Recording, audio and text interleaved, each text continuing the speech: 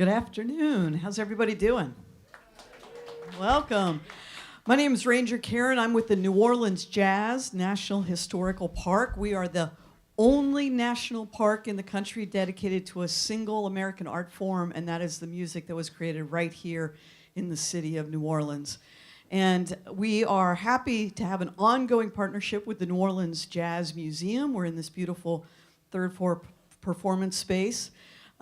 We typically host concerts and performances here on Tuesdays and Thursday afternoons in partnership with the Jazz Museum. And today, we're bringing another partnership that we have had for a long time to the Jazz Museum. Nick Spitzer and the American Roots program is recording live today and will be on the radio at some point in the future. We have a great band today, great conversation, and I hope that you will come back and see us again. And with that, I'm going to turn it over to Nick Spitzer. All right. I hope some of you listen to American Roots around the country. And certainly have all our friends here in New Orleans. It's just great to be here. Because it's going to be edited as a radio show, we're going to have conversations with the folks about the music and their lives and their families and their city. And we're going to do that between tracks, and we'll name tracks. And then what we'll do later is cut away everything that doesn't sound like a radio show. However, tonight, this afternoon, it will be a concert with conversation. So I want you to make them welcome Detroit Brooks and the Syncopated Percolators. Let's get to know them.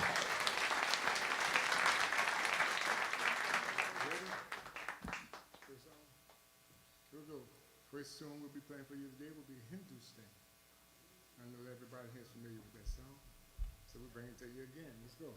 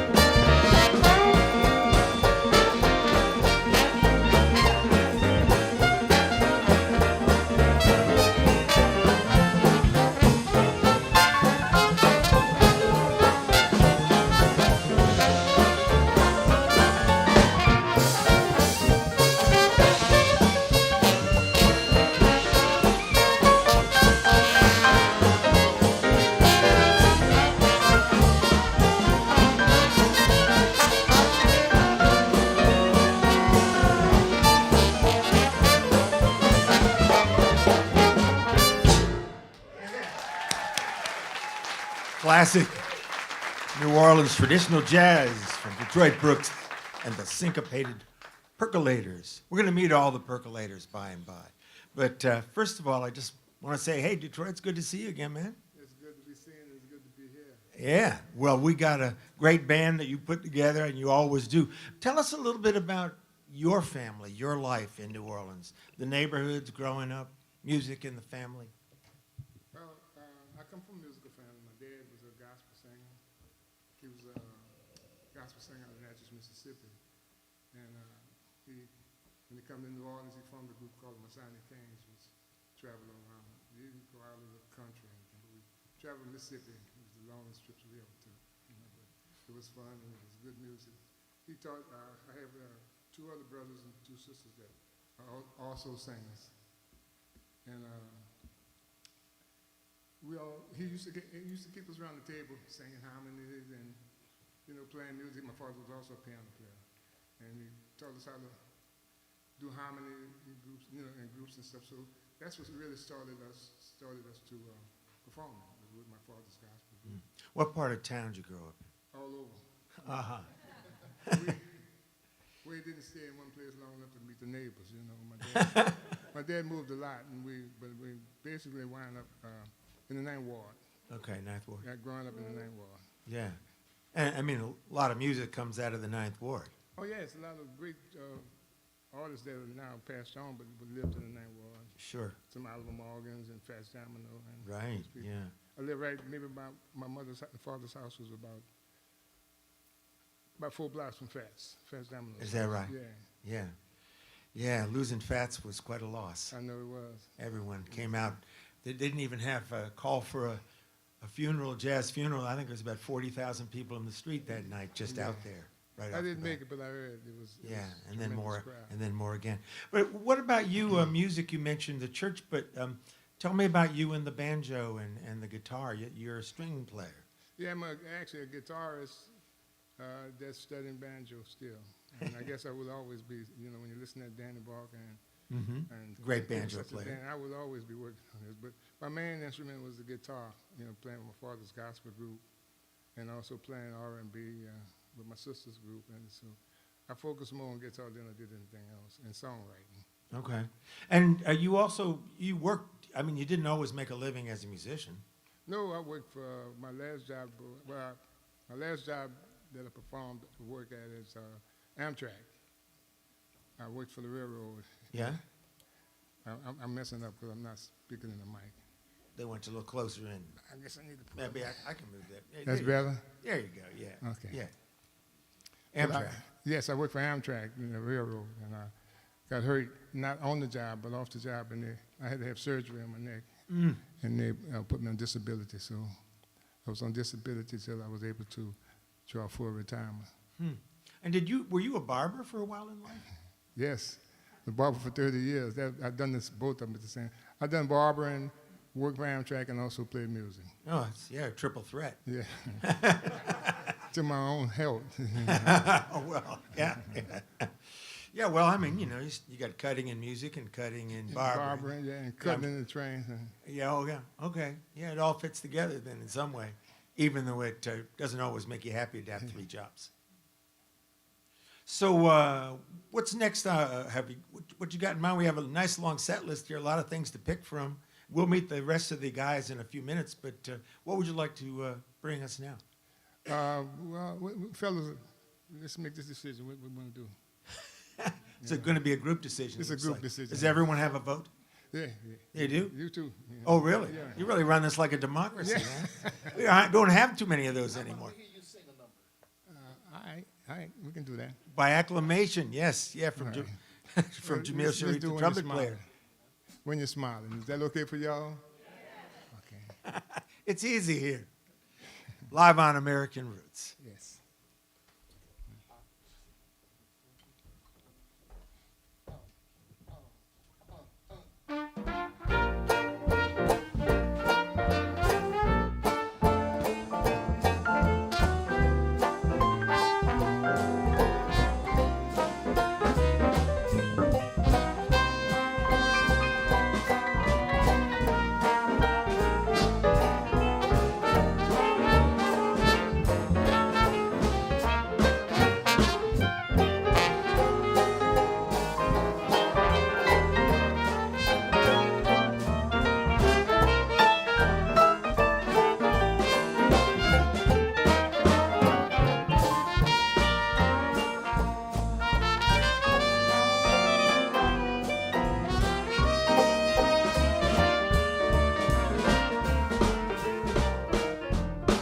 you're smiling, when you're smiling, the whole world smiles with you. When you're laughing, keep on laughing, and the sun will come shining through. But when you're crying,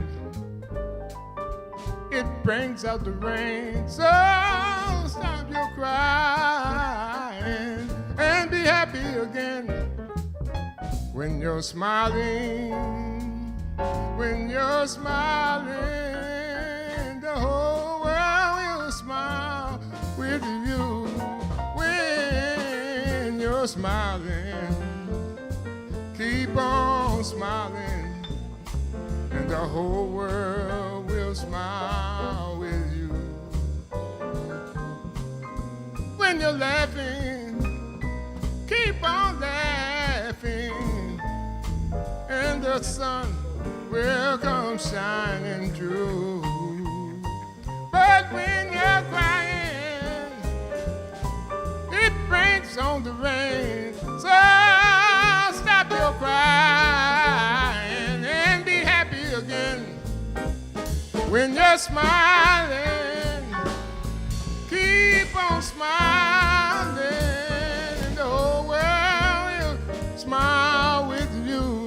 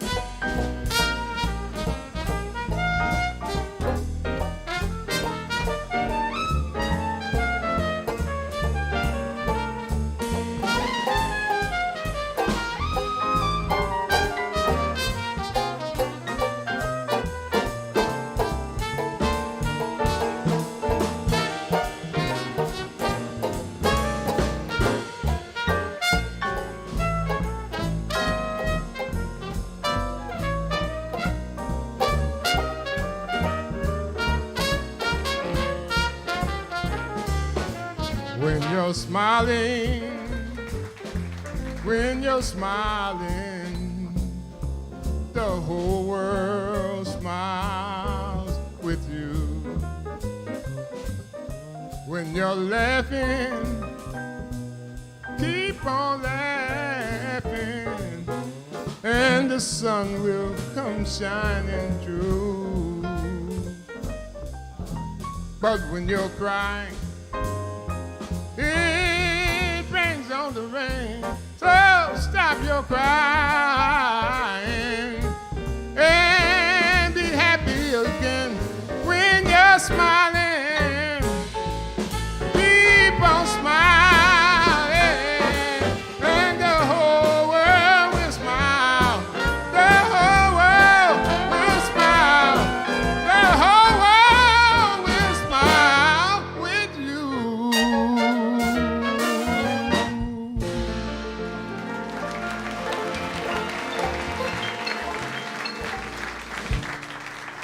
All right.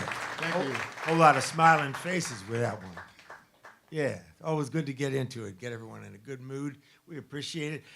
Maybe we can just move to your left down there and talk about the man, or really, not really, with the man on trumpet. That's Jamil Sharik. Give him a round for his solos and for making that good choice. Could you pull the mic a little closer to you? Yeah. Tell us a little bit about yourself and the trumpet. I mean, obviously in New Orleans, we think of the trumpet as the clarion call, whether it's on the second line or on the bandstand. What's your background in the city and in the music? Well, music has been in my family since the late 1800s. My great-grandfather was J.B. Humphrey, known as Professor J.B. Humphrey, and he taught music throughout the various plantations in Louisiana. A lot of the musicians that are prominent for some of the brass bands, some of them were his students, like Kid Ory, Jim Robinson, John Casimir, the clarinet player. But my cousins on my father's side, Willie, Percy Humphrey, and Earl Humphrey, who played Preservation Hall. My father played trumpet, so it's been something that's just been in the family, and I've been sort of trying to, keeping the tradition going. But that is an amazing lineage. I mean, that's just the lineup of some of the greatest players of, over 100 years here. It's amazing to hear that. Absolutely. Yeah. Now, did you grow up in town, or were you outside? Born in New Orleans. I'll tell you an interesting story. We were living in Chicago at the time, so I wasn't necessarily interested in playing. I won't say interested in playing trumpet, but just being around music a lot. Hearing my father perform in a lot of different places in Chicago. But the school that I wanted to attend, I had to play a musical instrument, so I decided to pick up the trumpet. It was just something, But I didn't get serious about it until we moved back to New Orleans. My father was doing a lot of playing in Chicago. At the time, he was doing the show, The Wiz. And it was coming to New Orleans, so they had contacted him and asked him to come do the show. So he came to New Orleans and did the show. And from doing the show, The Wiz, he got the job as lead trumpet player in the Blue Room Orchestra. And so we moved back, and I had a chance to go to New Orleans Center for Creative Arts. And I became serious about the trumpet, I'll say about 2 years later after I picked it up, after hearing all the wonderful musicians. And I've been loving it ever since. No, it's great you're here. Give him a round of applause. Thank you for your brief narrative there. Next to you, that's I believe that's Alonzo Bowen right there. Maybe you can drag in that microphone just a bit.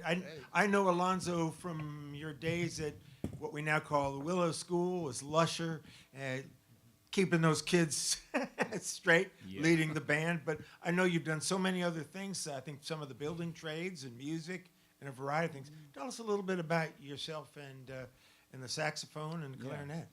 Well, actually, I started playing music around 14, 15, and kind of started late in terms of learning. Like most people pick up 9, 10. I started kind of late. But I started on saxophone, and I had a very good teacher, the late Alvin Thomas, jazz musician. And he really inspired me to excel in the saxophone, because I have some family members that play music or played music. Actually, my first cousin, Warner Williams, he's not here anymore, but he gave me my first saxophone, and I just took a liking to it, and over the years just continued to play. And in high school, I played in a lot of R&B bands. What was your high school? John McDonald. Okay, Yeah. in this town, you know, where you went to high school, Yeah. well, that's where you went to school. Yeah, I'm basically a product of the Tremé area, so the music heritage there is just unbelievable. So from there, I just continued studying, and but played and went on the road playing with different groups and different types of genres of music. Also played with Dr. John, Ellis Marcellus, and just locally, and been everywhere, basically playing. But the most interesting thing is that I just actually picked up the clarinet about 4 years ago. Really? Yeah, and it was kind of funny because I was asked to do a gig, and he said, well, what do you need me? What type of gig is it? He said, well, it's a traditional gig, but you need to play clarinet. I said, well, I don't play clarinet. He said, well, this is what the gig pays. Can I learn on the gig?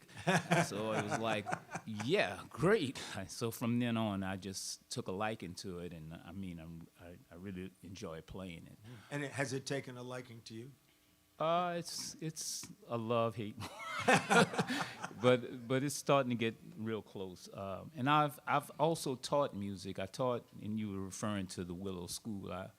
I'm retired now, but I taught for 25 years in the school system. My most recent school my last school was the Willow School, Lusher, formerly Lusher, and enjoyed that experience. Had good bands and touched a lot of students' lives. Yeah. Well, we're glad that today you're a syncopated percolator. Yeah.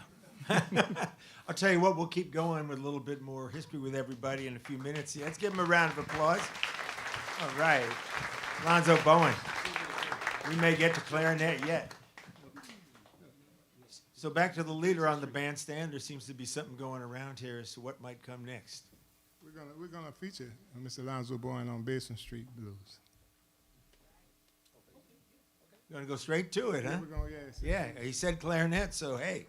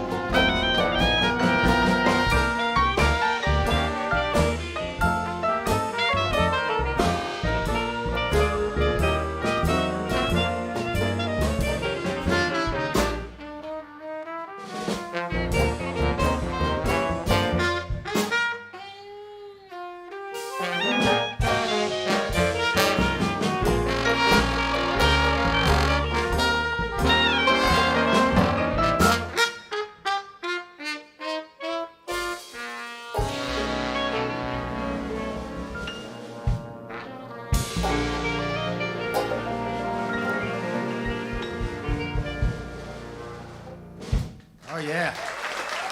Basin Street Blues. Here at the New Orleans Jazz Museum with the National Park Service American Roots Live. And we're not that far from Basin Street. It's down the other end of the French Quarter. You know, Alonzo, I just wanted to ask you one follow-up, if you don't mind, since you were brave enough to move right over to the clarinet. Could you pull your mic over? There we are. Yeah. We didn't talk about it, but I mean, you're one of a couple people on the bandstand that'll be going both ways, two instruments. Right. Just in brief, what's different in the approach to the clarinet and the saxophone for you? It's similar, but it's just different when you're playing in what they call the shallow note register. It transposes to a different, a fourth, I believe, away. So it's the notes, the sound is just different. So you have to get used to maneuvering from the top register to the bottom. So it's challenging, but that's about it. That's pretty much it. But You rose to the occasion. And it's a different approach in terms of how you articulate notes. And How about how you breathe? well, breathing is breathing. Okay, can I No. quote you on that? Yeah, breathing is breathing. But I mean, as far as the amount of air, it's pretty much, there's some resistance, maybe a little more resistance with the clarinet. Yeah. But overall, they have similarities, but the character, you have to bring out the character of the instrument. And that's the most important thing in any music. Well, of course, I mean, I think we tend to think of the clarinet as more New Orleans traditional jazz, and then the sax maybe, moves you into R&B Yeah. and soul, but of course it's there as well. It's what you put into it. Yeah. Yeah. I mean, you're liable to find a clarinet in any genre of music. So there it is. Well, thanks for being a double threat today.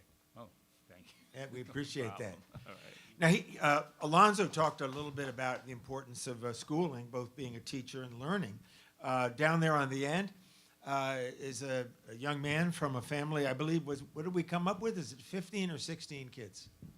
It was 13 kids plus mom and dad. Oh, okay. So we won't count them as kids No, then. so mom and dad collective household.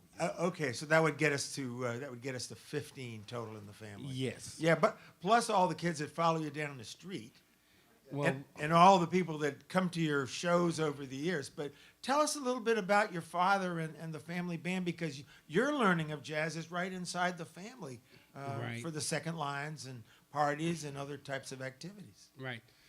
Just like my good friend Jamil over here, he and we went to school together at Southern.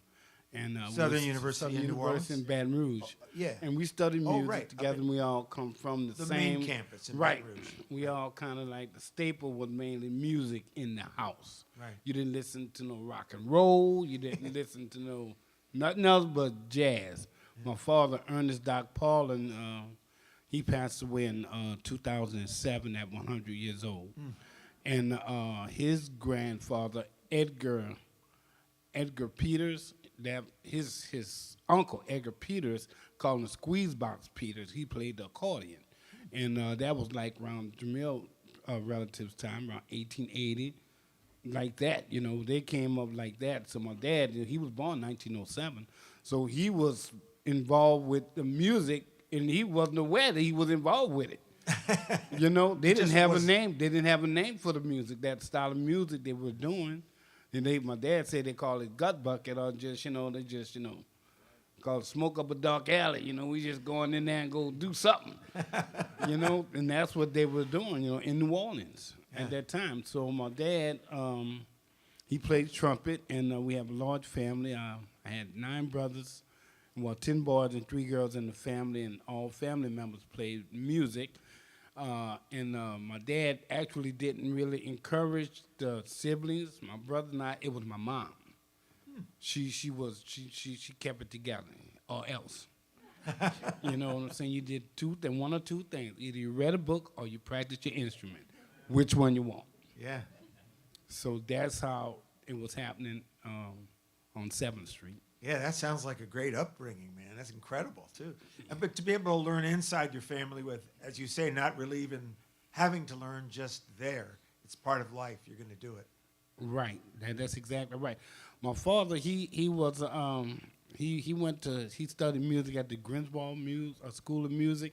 That was in the late 20s, early 30s, and it's not in existence no more. I don't even know if anyone ever heard of it before, but that's how he had his formative learning come up with the music, and he was playing with different bands and different groups, had his own little group and all, and we constantly stayed with that. He taught us the fundamentals in our formative years, but we went to, we had great educators when we went to school.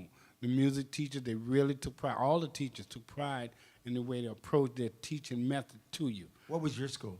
Woodson Junior High School. We went to Tomlin Farm, Woodson Junior High School, and then Coyne High School. Okay. Everything was uptown, Okay. you know.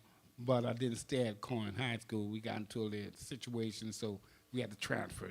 That's another story. Yeah, we'll save that. We'll save that for another whole show. That's another show, y'all. So how did you end up with the trombone? Well, I was playing baritone horn in elementary school, upright baritone horn. I was in second grade, third grade, and the upright baritone, and my dad took me out. I was 6 years old, Mardi Gras Day, I'll never forget it, 1971, 72. I was 12 years old, and we went out Mardi Gras morning, and he told my mom, get him dressed, had my church clothes on. Mama got me dressed. It's 4 o'clock in the morning. Well, we going to the parade, too early for this. He said, you coming with me? Bam, get your horn. There it was.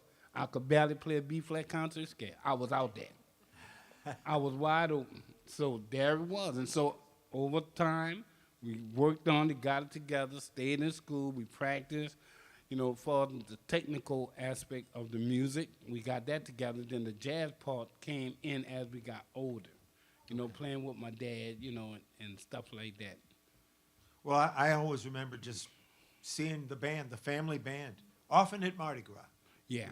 coming down the street. Now, y'all playing as family these days at Mardi Gras, or is everyone off into their own Well, thing? I tell you what, no. Well, we have a few performances coming up, but like since the pandemic, everyone's trying to get their financial thing together for us having live, live situation, live bands and performances like that. But we have 1 or 2 things, but we're still together, Well, I would imagine. So give them a round of applause there, folks. Wayne Paulin on the trombone from that amazing Paulin family. Oh, we're down here on the other end of the bandstand, and I think, can you lean into that? I'm here. Hey, Can you get him in the house? Yeah, there you are. hello, hello. Are you there? No? Should I use this? How about I use this with him? Give him that, because I don't know what's going on yet. Give him yours, Nick. Okay. Well, we're gonna hang together. Let's do it. We'll either fall apart or we'll hang together. Look, it's radio. You guys are in on the secret, okay? So tell us a little bit about your family here at the 88s. I know you've done Preservation Hall quite a bit over the years, but and thank you for being here. Your playing is his playing is amazing. Thank you very much. My name is Ricky Monet, and I started playing piano at the tender age of 8. It was inherent that I become a musician. My mother's only brother was a jazz saxophonist, Booker Irvin. He moved to New York, and he made a name for himself. When I was young, I wanted to play in an elementary school band like the rest of my friends. And so I approached the band director. I said, I want to be in the band. He said, well, what instrument can you play? What instrument would you like to play? I said, well, I play the piano. And he said, well, there's no room for a pianist in the elementary school band, so you have to pick a wind instrument. So I chose the trombone. I wanted to play trombone because my buddy played trombone, and went home and asked my mother, could she buy me a trombone? She said, no, we can't afford it. So I went back to the school and talked to the band director. He says, well, what I do have as a loner is a clarinet. So I started playing clarinet and played, actually, I'll make a long story short. I majored in woodwinds. I did my senior recital at Dillard University on clarinet. But I've always played piano. I've played in churches. My first professional job as a pianist was at the age of 13. And I've been playing for churches for many, many, many, many years. I know you mentioned Preservation Hall, but before Preservation Hall, I was a clarinetist in Olympia Brass Band. That's right. And I traveled the world with the Olympia Band.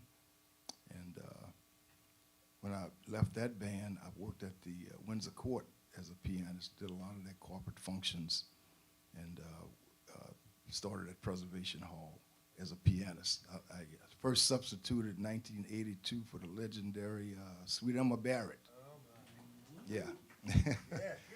Yeah. Yes, indeed. And yeah, she wasn't so sweet sometimes.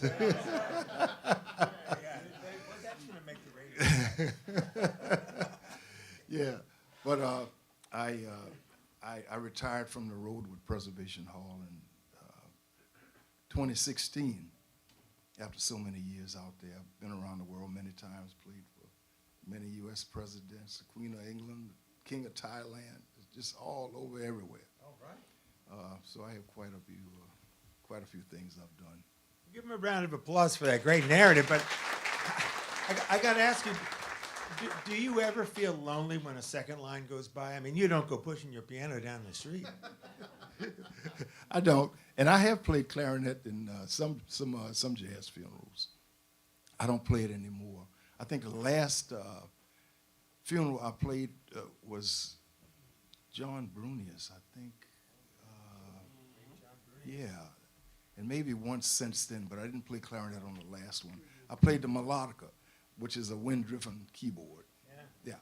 Well, you know, it's amazing now we're starting to remember when the last funeral was. But that's important here. I mean, funerals are part of life, and I think everyone knows about, remembering the passing and, mourning on the way to the cemetery and celebrating on the way back and hoping that people have a joyous life beyond the here and now. So it's just the way it goes here in New Orleans.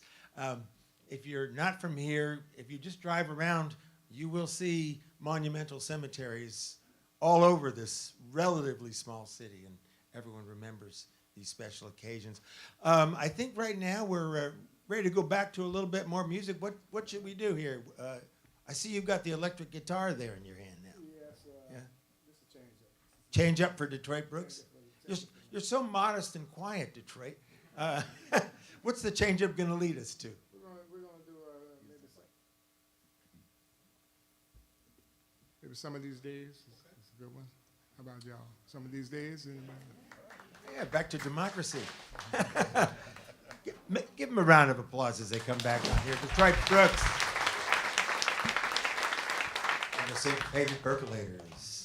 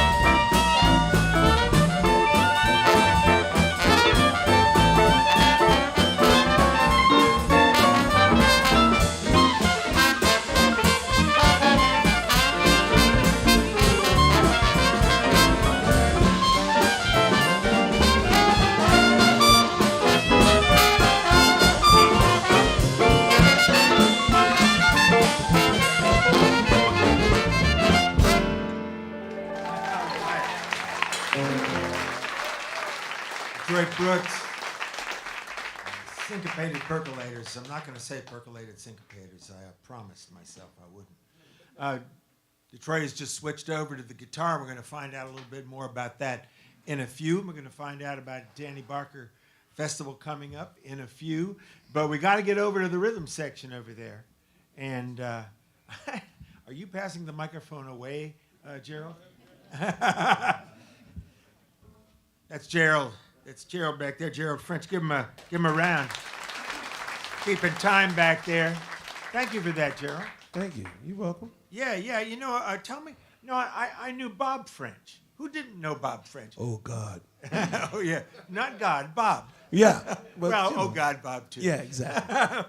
Bob was a very opinionated gentleman, and Yes. yeah. Yeah. Hey, look, in this town, flamboyance and dignity often go hand in hand. You got that right.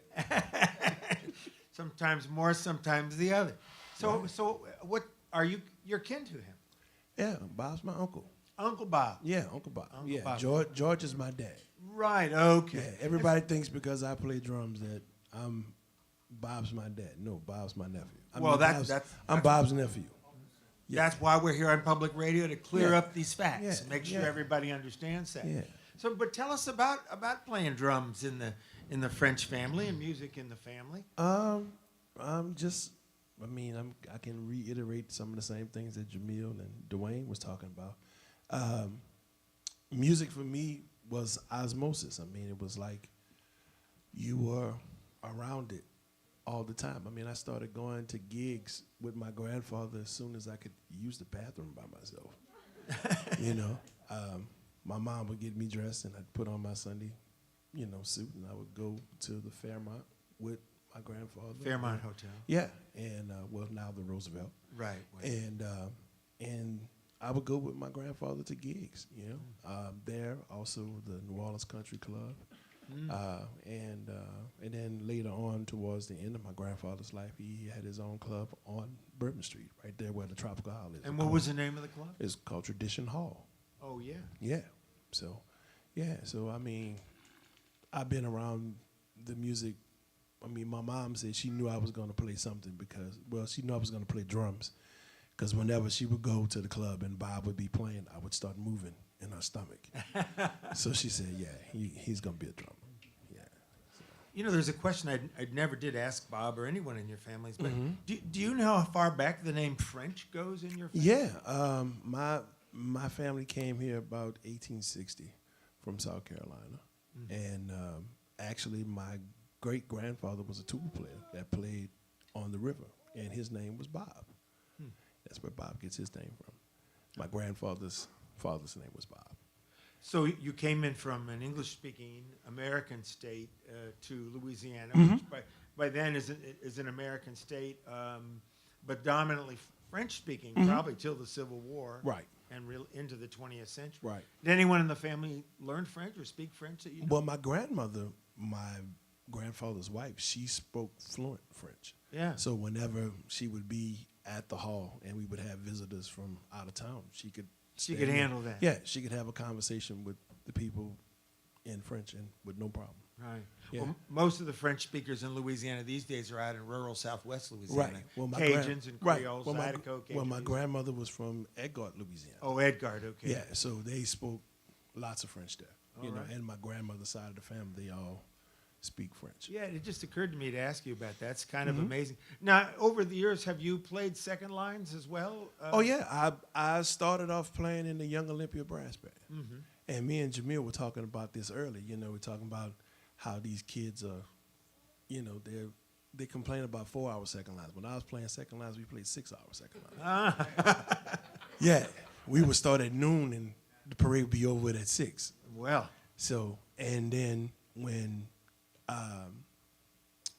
old man Dejan got older and he didn't want to go on the road with Milton and the band, the Young Olympia, we would play gigs with Harold. Another generation coming along. Right. Yeah. And then that band, who was the Young Olympia, morphed into the Soul Rebels. Ah. And they got mad with me because I wanted to play with the older guys. To me, making it for me was me playing with my grandfather's peers. When I got to get on the stage with Jeanette Kimball and Frank Fields, that's when I felt like I was doing something. When you were out on the second line, did you play snare or bass? Both. Not at the same Yeah, time. no, not at the same time. When I first joined the band, I was playing snare drum, and then our bass drummer moved to trombones. Then I moved to bass drum, and then we got another snare drummer. Yeah. So yeah, I played both, and most of the time when people call me, it's to play bass drum. Okay. Yeah. Just so people are clear who, listening on the radio, I mean, when you're going down the street, you need somebody to play the snare and somebody to play the bass. Yeah. Whereas here you have a trap set and you can do it I'm all. playing both. Right. Right. Yeah. So bass drum with the cymbal on top, and you have a beater in one hand, and then a wire hanger or a metal beater for the cymbal. Gotcha. So, yeah. Well, thank you for being a French. Well, it wasn't my idea, but I'm glad I am. We all are glad too. Yeah. So that brings us to Mr. Bassman. Maybe you can pass that mic over to him on the stand there, and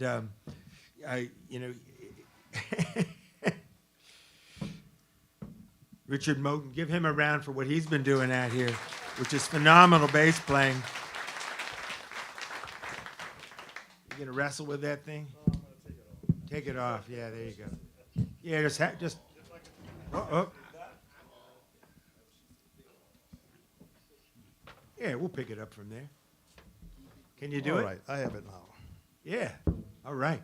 Now, you've been on a couple of these American Roots live shows. I'm trying to remember. You were with, let's see. Were you with Don Vappy? I was. That's I was right. You were Don. with Don Vappy. That's my cousin. Oh, okay. Well, We're starting off right away with all the Is relatives. anyone else here kin to one another on this stage? Any other hands up for kinship? Probably so. Yeah, just not acknowledged necessarily. Probably so. Let's take a probably so. So Don, you're kin to Don, who is a banjo player. Yes, and also a bass player. Oh, that's right. That's right. Okay, so then I learned this from Don when we did that show, and I just have to bring it back. Is that up until a few years ago, you kept going with a trade. You've been a plumber. Right, I was a plumber for over 20 years. Yeah. And well, I grew up in a classical family. My mother played classical piano, and she attended Juilliard, and then she came back and she taught at the school system, and she also did some touring as a classical pianist, and this was back in the 50s, so it was very difficult. But anyway, she's settled and she's taught orchestra in the public school system, and in fact, she was with the first group of teachers at NOCA. So New Orleans Center for the Creative Arts. Right, she was there a long time teaching at NOCA, but I didn't follow that. No. I played piano when I was seven until 14, and then I begged for an electric bass. I wanted, because when I was playing piano, I always was drawn to the bass line. How'd that go down with Mom? Well, she was excited. I was still interested in music. Okay. She just wanted to keep it going. So she got me an electric bass, and I stayed with the electric bass. In fact, my first few months playing electric bass, I got a gig with William Houston. A lot of these guys here have played with William Houston's band, and so. Yeah, at 14, I was playing with that band, and I thought I was a hot shot, Yeah. I got good really fast, and then my neighbor gave me an album of Ahmad Jamal, and I realized I didn't know anything about playing music. You're the non-hot shot now. Yeah, well, that knocked me right off of that. Yeah. Well, I got to remind you that something Don Vappy said when we were working together before. We had been talking about you being a plumber, and you said you were glad you weren't working as a plumber anymore, and you were, pretty much playing music full time. And in the middle of the gig, during a solo point, I remember Don turned to you and said, "Give the plumber some." I remember that once a day, I think. So I hope I'm not revealing any secrets, because that went out on public radio already.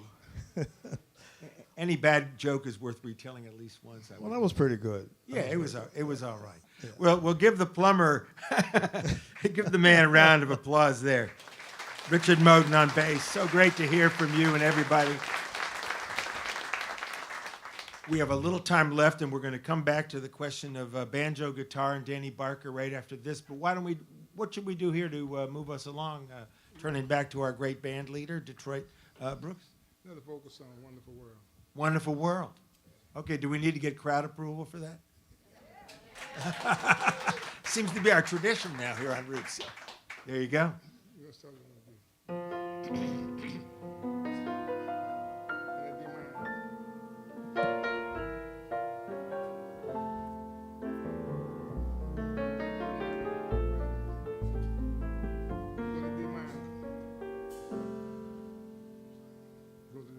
This is D minor first.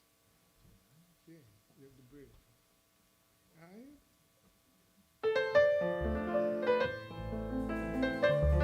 Our own arrangement.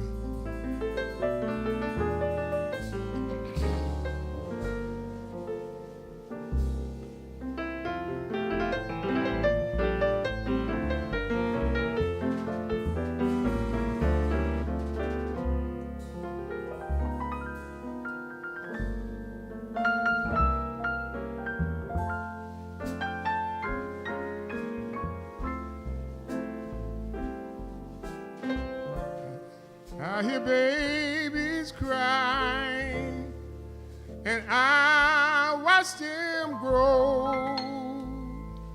What they're really saying, you and I will never know.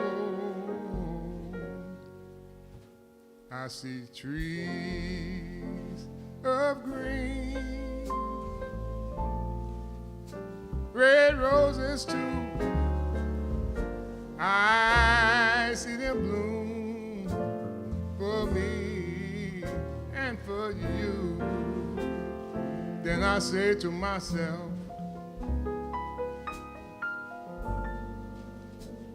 what a wonderful world. What a wonderful world. I see skies of blue and clouds of white, bright blessed days, dark sacred nights. Then I say to myself, what a wonderful world.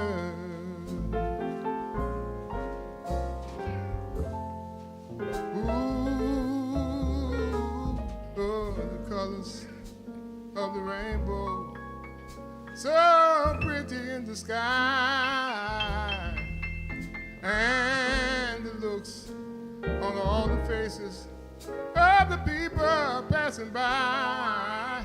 I see friends shaking hands, saying, how do you do? What they really saying is I love you. I hear babies cry, and I watch them grow. What they're really saying, you and I will never know. Then I say to myself,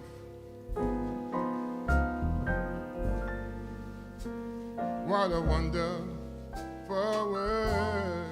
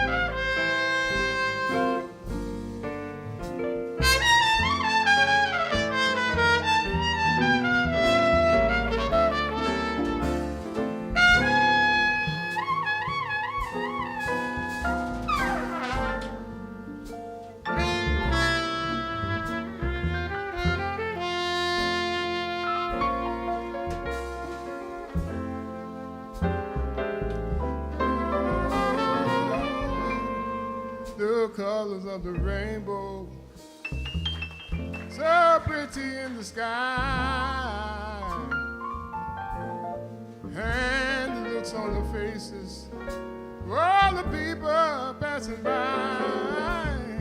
I see friends shaking hands, saying, how do you do?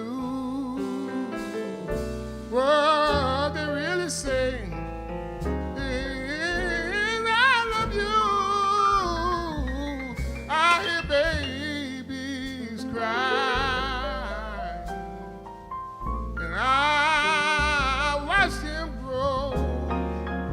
What they're really saying, you and I will never know. Then I say to myself, what a wonderful world. Ooh. Then I say to myself,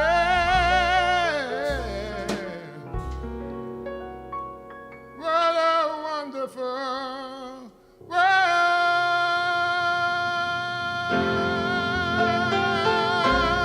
What a wonderful world.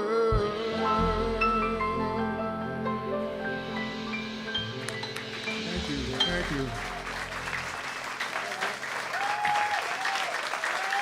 Thank you. Troy Brooks. Making us feel it is a wonderful world just with your words. And you're playing guitar now. You started on banjo. Now you got guitar. And you're somebody that has a great appreciation of a man who became known as both a banjo player and a guitar, mostly in New York, and then he came back to New Orleans. And that's Danny Barker, somebody that you tribute each year. Say a little bit about you and Danny Barker, the late Danny Barker. Well, I met Danny Barker when I had the opportunity to meet him. He was on his way out. He was on his dead bed, you know. And unfortunately, I didn't get a chance to study with Danny. You know, some of the guys like Greg Stafford and them. You heard him on records, though, I'm sure. Oh, yes, indeed. Oh, the tremendous legacy of recordings. Yeah, I actually had the opportunity to meet him and be in his presence because I played with my brother-in-law's band. I don't know if you know Edward Johnson. I was married into that family. Being married into that family, I played in his band. And did you know Arnie Cagnaletti? Cag, one of the guy. Well, I played he was my uncle-in-law. Okay. And Danny would come by his house when they do these trips, these long trips, and come home. They would have parties. So he and Danny were neighbors. He stayed about 4 houses down from Danny, and he would come there, and Danny would come to the house, and he would never play. He would talk to the band, but he would always go with the elders and tell what he do. He's a great talker. Tell stories. Raconteur. Right. So I never really got an opportunity to confront him, to talk to him about that. And today, I'm sorry I didn't, because it would have been a great history for me, But I still, like you said, have the opportunity through records and his music, and people that play with him. And Danny had come back in, I guess, 1963, 1964, from New York City, where he had been for many years with his wife, Lulu Barker, and she had the big hit on "Don't You Feel My Leg," among other things. And he also had bands that sang in Creole. Right. And recorded in Creole back when the jazz revival was just starting. So, and then he came here and really put together a lot of younger people who have now become the senior generation of traditionalists in the city. Right. And I can actually see, because of Danny, that's the reason we're here. All of us, you see, sitting up here today, we all had some influences. From Danny Barker. Danny Barker, yes. Yeah. He had quite a personality. What has it led you to make the festival happen? Banjo and guitar and Danny Barker's name on it and his memory. Because of his contribution, he came. Danny could have, I guess, he could have stayed in New York and become Sidney Bechet, Louis Armstrong, was just as famous as they were. But he decided to come home and give his time and spend his time in his last days with the youth of New Orleans, and and it made a big difference. Like I say, you look around, you got Winton, you got Dr. Michael White, you have Greg Stafford, Lucian Barber, and all these people were products of Danny Barker. So. Right, the Fairview Baptist Church Band. Exactly right. It's very, very well known. I was lucky enough to go up to Carnegie Hall with them. I remember I sent you those pictures. Right. That was like, that would have been 1991, 91. Yeah, I think it was 91. Yeah, right. yeah, and that was a lot of fun. And everybody in New York City came out. It's like he had hundreds of friends there. He didn't stop shaking hands. The ushers were trying to close the place and Right. shaking hands. So, And yeah. Danny never, like you said, he never met somebody that wasn't a friend. Yeah, He was yeah. that type of a person. Yeah. Well, is there a song that you do or a tune that you like to do, either with guitar, banjo, Well, before we can go, that recalls Danny Barker? Yes, we can. We can do the one that I'm just learning, nevertheless. Okay. But I'm going to have to put my glasses on. I don't need them, really, but I just want, Well, I don't need mine either. Yeah. Everyone out listening in radio, they put their glasses down at this Yeah. point. In honor of you and Danny Barker. Yes, That's the yes, kind of humor Danny Barker might have pulled on us, I think, actually. Okay, ready? Nevertheless in B flat. This is a song that Danny used to perform, and I'm going to go for it. It won't be like Danny, but it'll be a little different. There was only one Danny Barker. Ready? B flat, 2 flats. You bring it in. Bring it in from Rick.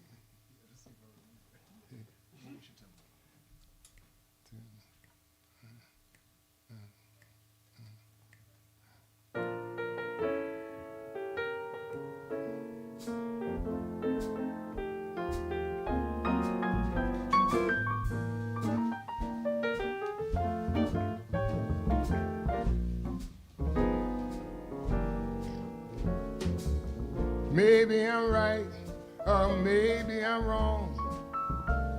Maybe I'm weak, or maybe I'm strong. But nevertheless, I'm in love with you. Maybe I'll win, or maybe I'll lose. Maybe I'm in for crying the blues. But nevertheless, I'm in love with you. Somehow I know at a glance the terrible chance I was taking. Fine at the start, then left with a heart that is breaking, breaking. Maybe I'll live a life of regret. Maybe I'll give much more than I get. But nevertheless, I'm in love with you.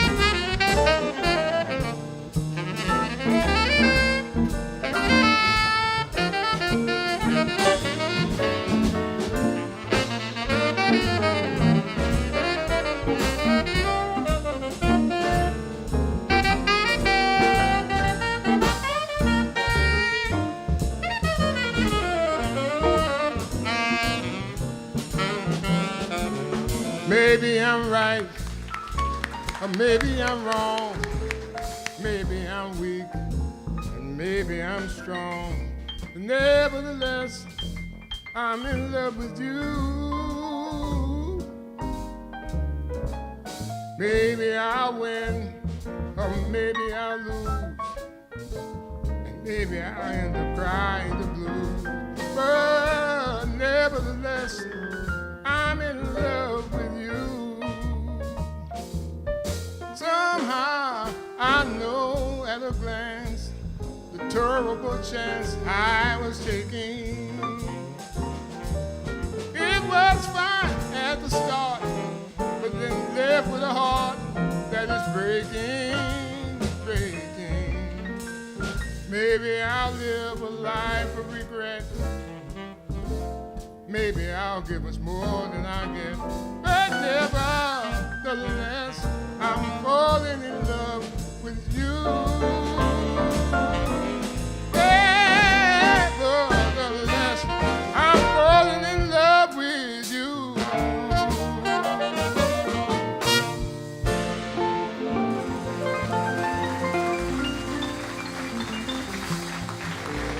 Thank you.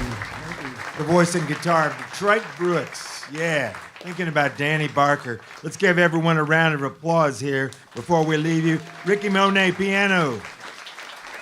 Richard Moten on bass. Gerald French over there on the drums. Jamil Sharif on trumpet. Alonzo Bowen, clarinet and saxophone. Dwayne Paulin on the trombone.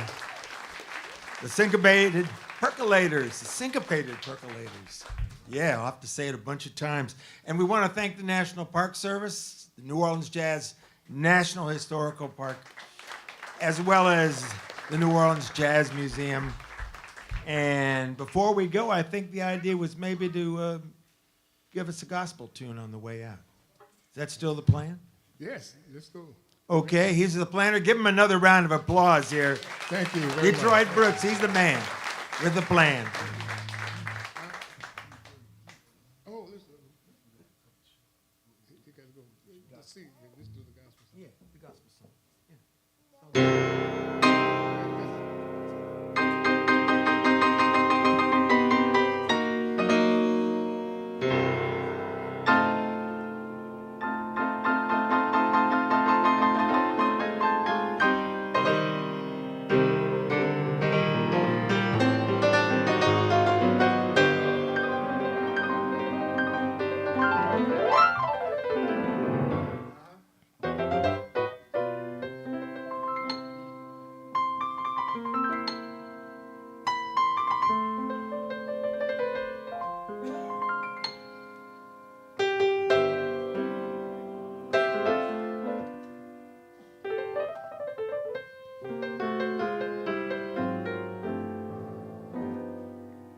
Why should I feel discouraged? And why should the shadows come? Why should my heart feel lonely and longing for heaven and home when Jesus is my portion? A constant friend is he. His eyes is on the sparrow, and I know he watches me. That's why I sing. I sing because I'm happy. Oh, I sing because I'm free.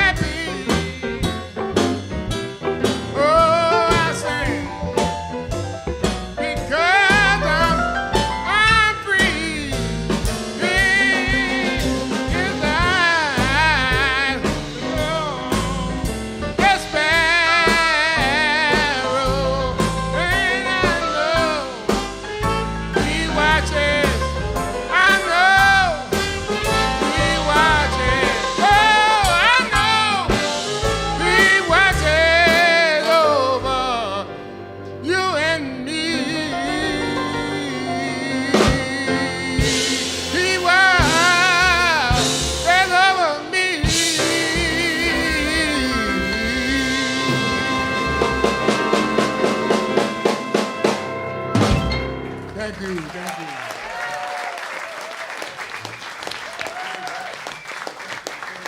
you. Detroit Brooks. Detroit Brooks.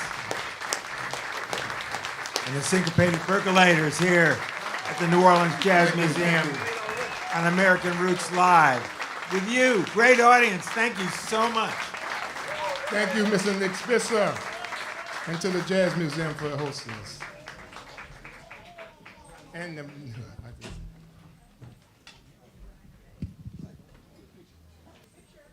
One more time on behalf of the New Orleans Jazz, National Historical Park, the New Orleans Jazz Museum, Nick Spitzer and American Roots. Thank you to Detroit Brooks and the Syncopated Percolators. Thank you all for coming out. Check us out, both the National Park Service, New Orleans Jazz National Historical Park, and the New Orleans Jazz Museum. We do live performances almost every day of the week, so we hope we'll see you again. Thanks, everybody.